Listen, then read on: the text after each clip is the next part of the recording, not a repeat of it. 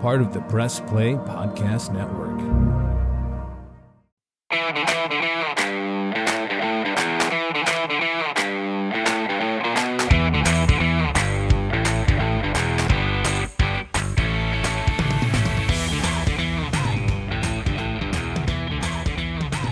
Welcome to another Reghi and Roda podcast powered by Cleveland Party Rentals and Newark Auto Body right here on the Press Play Podcast Network. Before we get rocking and rolling, Michael Reghi, shout out to our fantastic producer, the man who makes all of this sound so good out there in the podcastosphere. That would be Ty Courts. Tip of the cap to you, Ty. Thank you for all that you do. And Michael, the NBA season is finally over. The Boston Celtics were the best team in the regular season. They were the best team in the playoffs, and they were the best team in the NBA Finals as they win. And they'll raise it to the rafters at the Garden.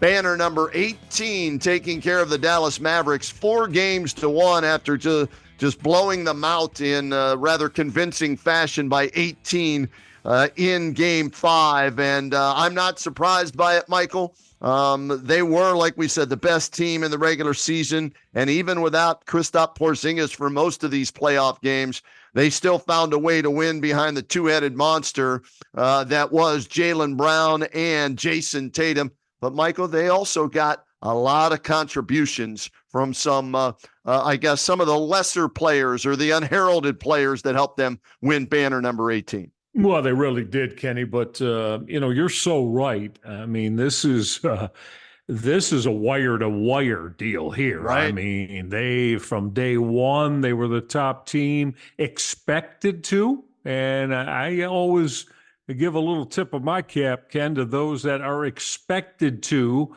I think virtually, I don't know, but I'll dare say 80 to 90%. Of those that cover the NBA say, well, the Boston Celtics are going to win another NBA championship. And that was back in October of last year when this 23-24 season was getting underway. So they were expected to, and they met every expectation. I think Joe Mazzulla certainly let everybody know that, many people thought that, really, with that guy as the head coach? Well, that guilty. Guy. I'm guilty, Reg. I thought no chance if he's the guy steering the ship for that basketball team. So egg on my face.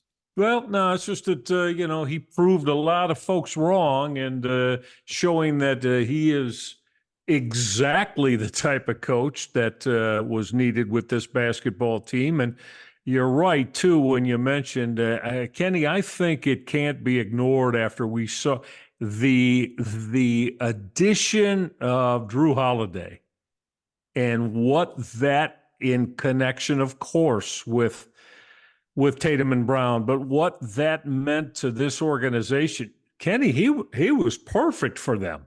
Yeah. Perfect for them. Willing to take really the third guy. Well, actually, if you wanna, you could say maybe the fourth guy role, right? Yep. As being the guy, the fourth guy in that organization. And he did it beautifully well. He ran that basketball team. And as we saw during the playoffs, there were times that without Drew Holiday, Kenny, I'm not sure they would have raised that 18th banner last night. That's a fair assessment, Reg. And how about Derek White, too? And what a job. What a job Brad Stevens did in assembling this team. And I didn't realize it until late today after we finished up the Kenny and JT show on WHBC. The draft picks that were Jaylen Brown and Jason Tatum came from the trade the Celtics made with the Nets when they sent a washed-up Kevin Garnett and Paul Pierce to Brooklyn. And then they turned those two of those draft picks into Brown the 1 year and then Tatum the next. So that was, genius on their part. Then you add in basically getting Drew Holiday for nothing after he was, let go by the Portland Trail Blazers after the Damian Lillard trade. You add him and then having the balls to say, you know what, I know he's banged up a lot. I know he's hurt a lot, but boy, if he's healthy, he can make a difference in the zinger, as they call him in Boston, Kristaps Porzingis. So you talk about those moves, and then Derek White from San Antonio to, I mean, genius the way they put this team together. And 2 years ago in the finals, probably should have been there last year if Tatum doesn't sprain his ankle, but they use that as fuel, come back this year, and like you said, go wire to wire and win the NBA championship. And Ken, let's not forget either that when we talk about Brad Stevens, we mentioned Joe Mazzulla. Now, maybe you could say, well, most of that comes out of Boston and those that are fans and the devout, rabid fan base, but there were many that wanted Brad Stevens gone too. Yeah. Right? Now, I don't know if more of that was about the coaching when he was, the head coach of the basketball team, but I think he's done, you just laid it all out. I think he's done a fabulous job as the GM, keeping this team together. Because, Kenny, as we know, sometimes you say, well, look at, a lot of times in the NBA especially, it's just as difficult when you have this kind of playing personnel on your roster to make it all come together, keep it where they all have are mindful of the same idea in what's looked to be done here, as in win another championship. And then, oh, yeah, Ken, by the way, you throw in the city of Boston and the fans of that franchise, Kenny, who, I dare say, I think probably are maybe if the most difficult for a GM and a head coach and players to have to appease, Ken, to make them feel good. It's like, because they're throwing out everything going. I mean, they're around long enough, they'll still throw Red R back out.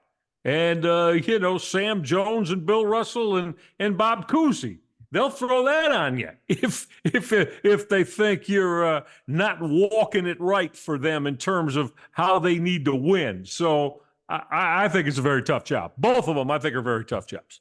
Yeah. Brad Stevens, how about his rise from a nobody to Butler to Celtics head coach? Okay, that's not working out, to the Celtics front office, and he's found his niche, his role, and he's built a team that is already considered to be the favorites next year at 3-1 odds to go back-to-back, bringing everybody back after a year of experience for the head coach and those players all playing together, and a healthy Kristaps Porzingis, as long as the surgery on whatever that is, his ankle or his leg, goes well this offseason. Yeah, it's an amazing story the way when you just laid it all out, the Brad Stevens journey, and as we just both alluded to, it came with some shaky and turbulent waters in that ride to trying to get them where they are. Reg, I give them credit for not breaking up the Jaylen Brown, Jason Tatum tandem. And we got into this today, and it started to piss me off because Kobe Altman dropped the ball big time back when Kyrie Irving demanded a trade after the 17 season, right? Yeah. And they go to the Boston Celtics, and I remember saying this, so this isn't me, second guessing or armchair quarter, whatever. This is what I said on the air back then, and I'm going to let everybody know. When they did not get either Jason Tatum or Jaylen Brown for Kyrie Irving in that trade, it was an absolute disaster, an unmitigated disaster that they got, the tiny point guard with a bad hip that they knew about, right? When they got Ante Zizic, I think, and who was the other role? Jay Crowder. Jay Crowder, and I think a first-round pick. That's all they got for the number 1 overall pick in the draft, the rookie of the year, the guy who hit an NBA Finals big shot in Kyrie. You had to get one of those two back in return for Kyrie Irving, and Kobe Altman failed miserably in not doing that. And it has haunted them, I think, ever since, and it helped Boston win an NBA championship and be in the finals 2 out of the last 3 years. No question about it. And look, I mean, so again, you have to give them their just due. I mean, they were able to, like I said, sometimes in a city like Boston, it is as difficult to reach and meet the expectations and the demands that are made by that kind of fan base. I mean, Ken, um, it's a walk in the park here with the Cavaliers fan base. I mean, I don't mean that as any in any demeaning matter, but it's just, and again, it's just different when you look up and see now the 18th banner being put up there. Yep. That's what they expect every year, and if you don't do that, then you fail. You don't get deep into the playoffs and be able to play for a championship, then you failed as either an administrator or a head coach of the Boston Celtics, or players too, because we know how they want to. They'll get rid of the players if they can in a minute's time as well. So for all of that, it's not an easy job, and the architects of it did a tremendous job in making it happen, but. You're right. I mean, besides the Jason Tatum and Jaylen Brown duo, I mean, so many have just played their parts and their roles behind those two beautifully for them to be able to raise that 18th banner. All right. So with this in mind, Reg, all right, they stuck with Brown and Tatum, right? And it paid dividends for them. Okay. You and I are of the agreement in our past R&R podcast that the Cavaliers will not win with a backcourt of 2 6'2" guys in Donovan Mitchell and Darius Garland. Right. Do you think Kobe Altman is looking and saying, see what Boston did there? They were patient. They let their young guys grow. They didn't break that tandem up. And so all we need is a new coach, whether that's Borrego, whether that's Bryant, whether that's Atkins, whether that's Jensen, whoever it is. All we need is a new coach and maybe another, player to add to this roster without breaking up our core four. And we're going to be right there challenging, just like Boston did in the next year or two for an NBA championship. You buying that shit or no? Kenny, I mean, it sounds viable when you put it that way, but I'm sorry. I mean, give me the game skills and the size of Jason Tatum and Jaylen Brown a million times over Donovan Mitchell and Darius Garland. Yeah. Now, I mean, if you really watch and follow the NBA, I don't know how you could think otherwise, even if you are the most rabid of Cleveland Cavalier fans, because it's just, I brought it up and we say it all the time, and you just mentioned it. I just don't see it happening with the Cavaliers' current two main forces in their backcourt. It's small, it's not big enough, and you see that at some vital times during the course of the playoffs. We saw it. It stands out. If you're watching, you see it. So I don't know what the answer is, Ken, although I'm starting to think, and maybe you have a different thought, different idea. I'm starting to think that they're going to run this back. I am too, and that scares me. Yeah, that scares me, because after watching these finals, no chance of winning an NBA championship with these guys, Max Strus, Isaac Okoro, Harris LeVert, trying to handle the tandem of Brown, Tatum, and I'm going to throw Derek White into the mix as well, because Derek White played his ass off this postseason, and what a find he was. And I know they've got the two rim protectors that they think they can still play together. At least they're saying that, maybe just to drive up the value. I don't know. But the two smaller point guys, they've got to find somehow, some way, whether it's Brandon Ingram with the Pelicans, whether it's who else? Cam Johnson with the Nets. A player of that type, that 3-and-D type, right? That wing, that long wing that they don't have. Yep, they've got to find a way to make a trade to better their roster, because this roster as is, just with a new coach, will not beat the Boston Celtics next year in the playoffs, will not beat the Denver Nuggets in the finals, will not beat who else do I throw in there? The Keep Philadelphia going. Minnesota 76ers. Timberwolves, Yeah. if they, All those teams. OKC, no yeah, chance. Not happening. right. So Yeah. if they think they can just run it back with a new coach, they're fooling themselves. And that scares the shit out of me with Kobe Altman. It'd be disappointing if that's the approach they're looking to make, and ultimately is the one they take. Again, and I know it's going to have to. You're going to have to do some strong evaluating, assessing, and some deep thinking. But you gotta find a way that you upgrade. And Kenny, I if you ask me, well, how you give me some answers to that? Well, Right. I said I don't think it's going to be easy, but to me, you got to find a way. We've said this before, so I don't want to. To me, Isaac Okoro and Max Strus got to be your 7th and 8th guys, Ken. Yep, I'm with you. I'm with you. 7th and 8th guys, and what that usually means is that unless there's a game situation that precludes that, usually your 7th or 8th man are not doing what in fourth quarters of games on the line? Playing and on the floor, right? So they've got these two guys, running out there as, basically the top 6 in the rotation right now.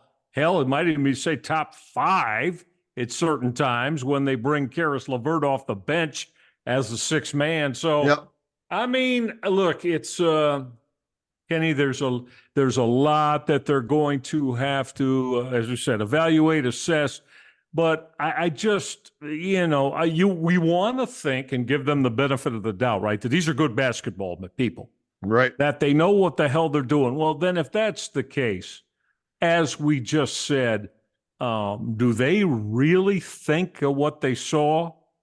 Again, from the Boston Celtics in winning this championship, that they can run this back and bring that bunch back, and to me, have Strus and Okoro as guys who are in the top 5, 6, maybe of your rotation, and do that. Ken, I don't see it. Yeah, I don't either, Reg. And that's what worries me, number one, about which coach they're going to hire, and then number 2, how they're going to, change the roster if they change it at all. And obviously a lot of it depends on, and as we're taping this, nothing yet on whether or not Donovan Mitchell has said, yes, I will sign with you. There are varying reports out there that are projecting he will, but there is no definitive or source out there saying, yes, he will, right? There isn't a Woj bomb as of 9:38 p.m. on, what is this, Tuesday night, June 18th. So a lot of it depends on Donovan Mitchell. If he comes back, do they just run it back? If he comes back, will Darius Garland and his people want to stay here in Cleveland? If not, maybe Garland forces his way out of here, and that helps this team in order to go get a wing player if they just wanted to run it back as is. You know what I mean? So we'll have to wait and see what happens on that. And, of course, if Donovan Mitchell says, no, I'm not signing that contract, which I don't think he will. I think he's going to sign. That's just a Butch Davis gut feeling that I have with it because of how much money's involved. But if he does say nope, then they've got to look to trade him. And then that, opens up a whole new can of worms on how you put this roster together and what you can get for a Donovan Mitchell if he says no. Oh, you're right. But it's hard to imagine him walking away from that kind of guaranteed money, right?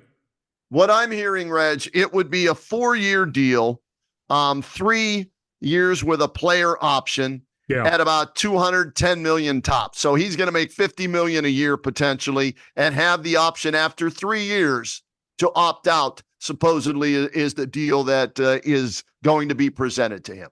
Can't walk away from that. I don't think so.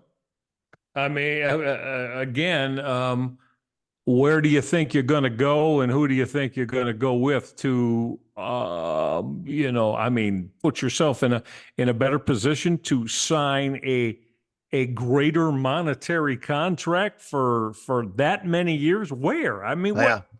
how are you going to, kind of maneuver everything that to work your way into that? Right. Yeah. And here's the thing, Reg. We've seen this so many times. The smart move is to sign the contract, get the Yeah, guaranteed money, and then after 2 years, you don't like what's happening. Guess what you do? Trade me.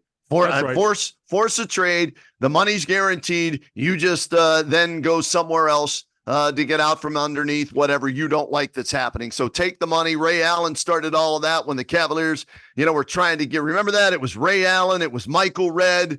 Yes. It was Joe Johnson, who was a restricted free agent, and Larry Hughes, right? And Yes. they couldn't get Allen. They couldn't get Michael Redd. Joe Johnson, they didn't want to give up the draft picks for him, and they settled on Larry Hughes, Yes. So, but all those guys got that money and then ended up elsewhere. So that's what I think Donovan Mitchell's going to do.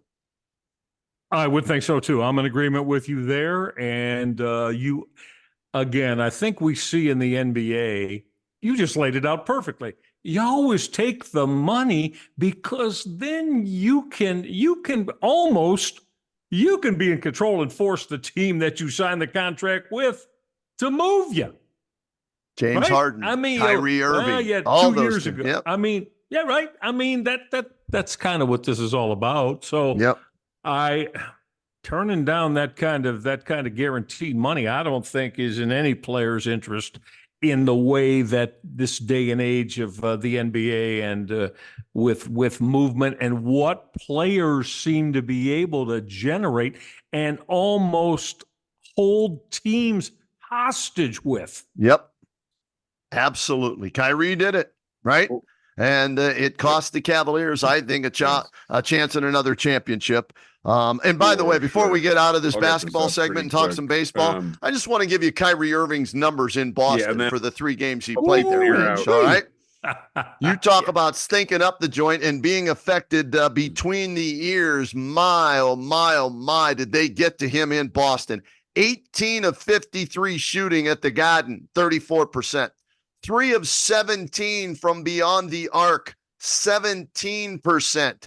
He averaged 14.3 points per game in 3 losses at the Garden. That's 11 points under his regular season average. Those fans, I mean, I could not understand why he would, egg him on almost, thinking like it. I think he fell into the trap that LeBron did. Okay, I'll play the villain role here, right? I can handle this. Remember LeBron in year number 1 with Miami came back and said that was a bad decision on my part.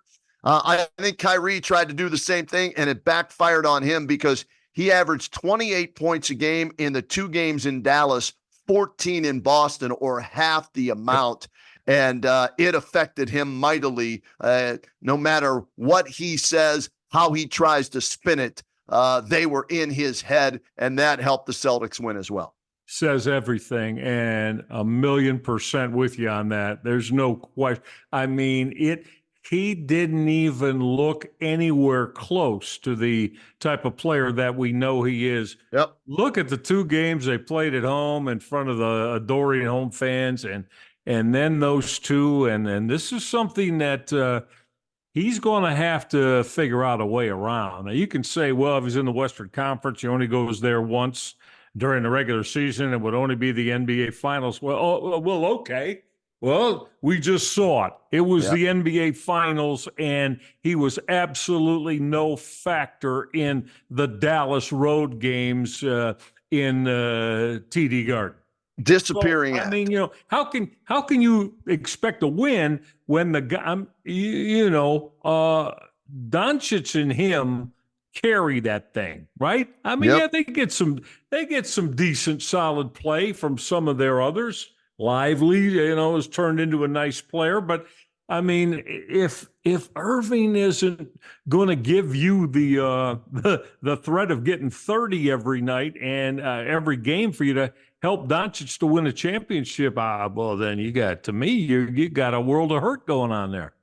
Reg, there were only, I think, 4 people that were impressed by Kyrie Irving's disappearing act in Boston, and that was Penn and Teller, Harry Houdini, and David Blaine. Those were the only people impressed with what Kyrie did in Boston. Yeah. So way to go, Kyrie. Said. Yeah, nice job. Said. Yeah. All right, let's do this. Let's get a break in right now. We'll come back here on the R&R podcast. We're going to talk some Guardians baseball. Hey, they're hanging on, man. As of the taping of this podcast, they're still in first place by 5 games in the Central Division in the American League. How they're doing it, I still don't know. Michael and I are going to get into that and what they need to add as we are closing in on a month and a half before the trading deadline in Major League Baseball. That comes your way next. What's up, everyone? I'm Holly Wetzel. And I'm Tyrus Powell. And we are your hosts of The Orange is Oranger, a Cleveland Browns podcast on the Press Play Podcast Network. We give you all the dog pound coverage that you'll need to get you through the regular season, hopeful postseason, and I'd say off-season, Tyvis, but is there really ever an off-season for this team? Thankfully for our podcast, Holly, there really never is when it comes to the Cleveland Browns. Don't miss our breakdown of each week's matchup, game recaps, and any and all news out of Berea to feed your Browns appetite. As we know, Holly, dogs gotta eat. Yes, they do. So hit that subscribe button and never miss an episode of the Orange is Oranger, Cleveland Browns podcast on the Press Play Podcast Network. Hey, everybody. Always want to tell you about our good friends at Cleveland Party Rentals. They're your go-to for memorable events and parties. Now, their approach is very simple. As I've been telling you, they treat your event as exactly as if it were their very own.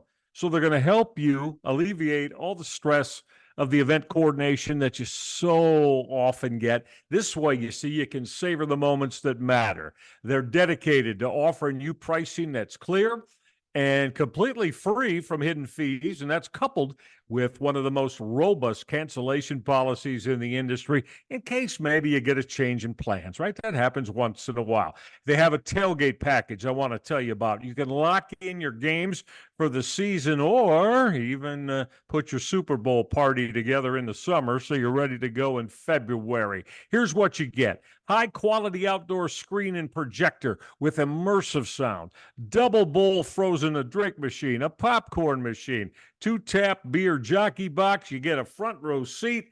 Everybody gets that. It allows you to unleash the ultimate entertainment experience. That game day bundle I just told you about, I know you heard me. It's a complete package that transforms your backyard into a cinematic and gaming paradise. Here's the best part. Ready for this now? Get ready to write this down. Listeners, all of our Reghi Roda podcast listeners, use code CLEPartiesRock. I'll spell that for you. CLEPARTIESROCK for 10% off your booking. Do it now at Cleveland Party Rentals. Hey everybody, it's Sam Amico from Cavs on the Break NBA podcast. Be sure to give us a listen for all your Cleveland Cavaliers recaps, analysis, breakdowns, draft talk, free agency. The list goes on and on. Give us a listen, Cavs on the Break NBA podcast. Hey gang, the Roadman Kenny Roda here from the R&R podcast. If you've been in an accident, first of all, I hope you're okay. Secondly, if you are and your car's not, then guess what? You need to look no further than Newark Auto Body and Zanesville Auto Body. Why? They're safe, they're reliable, their collision repairs are what they do best. It's their business. They are located in Newark and in Zanesville, and they are a local family-run and veteran-owned business serving those areas, Newark, Zanesville, and the surrounding areas. And how about this? They work with all the insurance providers to make your experience hassle-free. We're already down in the dumps because your car is dinged up, right? You don't need a hassle from the insurance company. That's the other great thing about them. Plus, you can ask about their special discounts for U.S. military veterans. You want to check them out online? Here's where you go. autobodyofnewark.com or autobodyofzanesville.com. And to get your repair started today, instead of checking them out online, pick up the phone, do it the old-fashioned way. Call 740-899-4111 and tell them Reghi and Roda sent you. Looking for new insights on the Cleveland sports scene with a unique side of Cleveland sports history? Then you found the perfect podcast.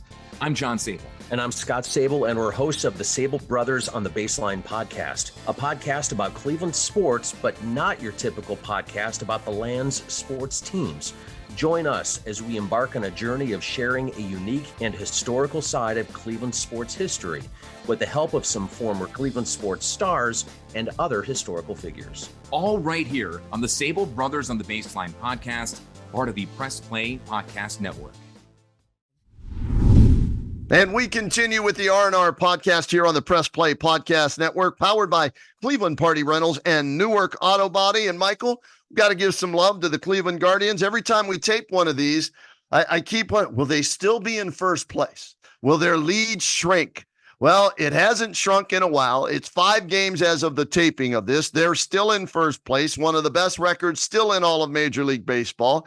I don't know how they're doing it without the starting pitching, because the bullpen has been spectacular, but Reg, that starting pitching is starting to wilt a little bit, right? And you and I were talking off air about one of those starters being Tristan McKenzie, who tonight didn't get through the 3rd inning again, giving up walks and home runs and doubles. And I don't know if they're going to be able to maintain this for 162 if the starting pitching doesn't get better. Something's got to improve there, Kenny, and I'd say readily too. Now, is that Gavin Williams? Okay. He's probably, he's done 3, rehab stints. Yep. I think next week they're expecting him to resume in the rotation. Here's the question to me. Is that going to have to be at the expense of Tristan McKenzie? Can McKenzie stay in the rotation, Kenny? I mean, I just don't see. He doesn't look confident. He doesn't get ahead of hitters anymore, Ken. I was telling you about everything he's behind 2-0 and 3-1. Yep. You can't do that against major league hitters repetitively over and over, because, the bombs bursting in air are going to start. And I mean, big time, you start pitching 2-0 and 3-1 to major league hitters all the time. And so I don't think, or I don't feel that organizationally, Ken, there's a lot of confidence in McKenzie being able to be a force on a team that gets to the playoffs and is one of your mainstay starters. Now, I know you're probably going to drop down to 4 starters in the playoffs. I get it. But can McKenzie even maintain enough to have the confidence in him that they can keep running him out there every 5th day now, Ken, here through the last couple of 3 months of the season? Reg, I'm looking at the rotation, right? Carlos Carrasco is in the rotation, 580 earned run average. Logan Allen in the rotation, 530 earned run average. Now, Ben Lively has been a pleasant surprise, right? Yes. How long before they get a book on him and figure him out a little bit? But I hope not for a while. He's with an earned run average right now at 3.02, and he's scheduled to make his next start, even though his last one didn't go that well. And then Tristan McKenzie, I'm trying to pull up and see what that earned run average, what his Ernie jumped up to tonight after, like I said, not making it through 3 innings. And I think it went, what was it? Walk, homer, double. And then his night was done, and off to the showers he went. Okay. So if we pull up the box score tonight for him, officially 2 1/3, 4 earned runs, 4 walks, 1 home run, and the earned run average is at 4.48, but he's given them barely 5 innings on average every start. Michael, I don't think he's 100% healthy, and he's trying to pitch through it. which scares me because, if this kid's a big part of your future, he should have shut it down and had the surgery, in my opinion, last year. He elected not to, and here he is trying to pitch through it, and he's going to be 3-4 with an Ernie near 5 should they end up losing tonight. It's just difficult to place a lot of confidence. Again, we're talking about a team that's going to play in October and seeking a World Series title here now. So it's hard to place a lot of confidence in them. Are they willing to do that and ride that out with him? But I agree with you. He should have shut it down. And I know that's you could say it's very admirable. Right. And, the guy's a gamer, that he wants to go out there and compete. And that's all that's true. But the problem is when it's turn after turn becomes a situation where you're going less than 5 innings and having to go to the bullpen to try to stay in a game like they did tonight. It makes that extremely difficult. So this is going to be a real interesting follow what the organizational spin is and how they're looking to go on with Tristan McKenzie here, Kenny. I think it's kind of vital myself. Yeah, July 30th is the trade deadline, Reghi. They need a starting pitcher. That is the first and most important thing. If they are going to stay in this race in the Central Division, get to the playoffs, and hope to do some damage, they've got to go acquire a legitimate, not just a 5th starter, right, to eat up inning. They need to find themselves a front of the rotation, preferably veteran starting pitcher that can come in and help solidify this, because Shane Bieber ain't walking through that door this year. Tristan McKenzie, how much longer will he go? Carlos Carrasco at 550 or 580, whatever his earned run average is, how long does he stay in the rotation? Now, Gavin Williams, can he come? He's coming back from a sore elbow. That worries me right there as well, even though, his rehab is on schedule for the next week or 2 weeks, whatever it is. But can you count on a guy with a sore elbow to be the savior of your starting staff in only a second year in the big leagues? So that's why I think that Chris Antonetti, Mike Chernoff, the rest of the front office, they need to go find themselves a starting pitcher, use one of their 32 shortstops they have in the minor league system, put them on a package deal together, and go out and find a veteran starting pitcher to help this rotation. And in turn, it will help the bullpen by saving the bullpen.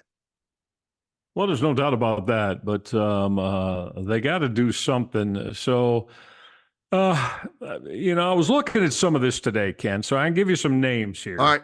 See if any of these, I just looked at what I like to do is say, go through the MLB stuff and what starting pitchers are teams targeting, looking to maybe pry away. Jesus Luzardo of the Florida Marlins. Okay. Luis Severino of the New York Mets. Yeah. Garrett Crochet and Eric Fetty of the Chicago White Sox and Jack Flaherty of the Detroit Tigers. Now, those are the most prominent names pitching-wise, starting pitching-wise, that seem to be out there, or at least that teams have a desire to maybe add, I guess is the best way to say it.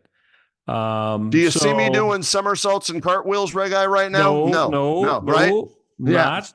So none of those you'd like to get another fancy. bat too, right?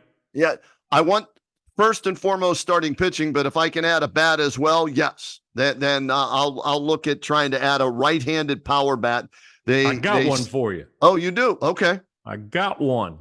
Well, probably how about Pete Alonso of the Mets? Ooh, what's that going to cost me for a rental? Because he ain't signing here after that. Yes. It's going to cost you probably a couple of your, I would say at least top 10 prospects in your organization, right? Yeah. At least 2 of them, if not maybe top 5 or 6. Chase the Lauder. You throw him in there because he can hit the long ball, but he can't stay healthy. If I Maybe he had a hell of a spring, right? Yeah. But he's been hurt. So Kyle Manzardo, they just sent him back down to the minors. Is that That's a right. guy? Maybe you have to dangle out there if you're looking for legitimate right-handed power. Pete Alonso. Again, though, he's going to be a 3-month rental because the Guardians can't afford to keep him. I agree with you. Paul Goldschmidt. Oh boy. I mean, you want to go another go round with Josh Bell? No, I'll pass on that. I understand. Yeah. So the pickings may be slim, but guess what? That's where I'm smarter than everybody else. Chris Antonetti and Mike Cherna, those guys have to find a way to get that done. The good GMs do. The good GMs find a way to make a deal and make their team better and provide their ball club a better chance to win the division, make the playoffs, and give that clubhouse a shot in the arm, literally and figuratively, right? Hopefully with a pitcher as well as a bat. Yeah. Yep. And has to be, and I think the Guardians just, got beat tonight by Seattle. Good baseball team, Seattle Mariners. First place against first place. That's right. Yep. 3 in a row, though, Reg. I'm curious to see if this is the streak, right? If this is the time where now they're playing 26 games in 27 days, one day off till the All-Star break, because we've all kind of been wondering, all right, when is this great run going to, come crashing down because they don't have any starting pitching? Well, they dropped 2 straight in Toronto. Now the first of this homestand against Seattle. So that's 3 in a row. Can they stop the bleeding tomorrow at the ballpark? JT and I are going to do the Kenny and JT show down there tomorrow. So we're going to see it in person. I hope they can because they've got Seattle, Toronto, and then Baltimore and Kansas City after that. So I was just going to mention, you beat me to it. The schedule now over the course of these next 15 games, look out now. Can't afford to do a 4-11 right here. Exactly. Yep. But the teams they're playing all have designs on playing in October. They all feel they'll be playing in October. So it's a good test over the course of the next 2+ weeks here. But I would like to, in addition to, yes, I'd like to see them find a way to get a starting pitcher that maybe Kenny is. And I know this is harder to do. And again, yes, you're going to have to give up a little bit more, but a starting pitcher that maybe is a little bit closer to the top of a rotation as opposed to being the 5th guy. Yep. Amen to that. So a shortstop wouldn't be bad either. I'm not sold on Rocchio or Arias. I know Bo Bichette, they're saying he's not available out there and he isn't having a good year, but maybe a change of scenery. That's a guy, depending on what you have to give up to get him. Mark Shapiro's over there in Toronto, so you've got some connections there. They can't. How about this? The Cavaliers and the Guardians cannot stand pat if they think or if they want to have a chance of winning a championship. Both need to make moves. The Guardians this year, the Cavaliers in the offseason for next year, or they're going to come up short once again. Absolutely a must.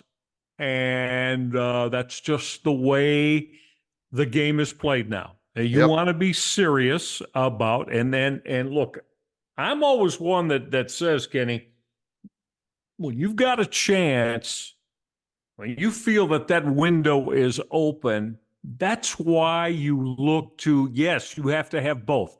But this is why when you get to this point of a season and you see exactly what's developing and taking shape, this is why you've got to develop and do the right things, player talent-wise within your farm system. Yeah.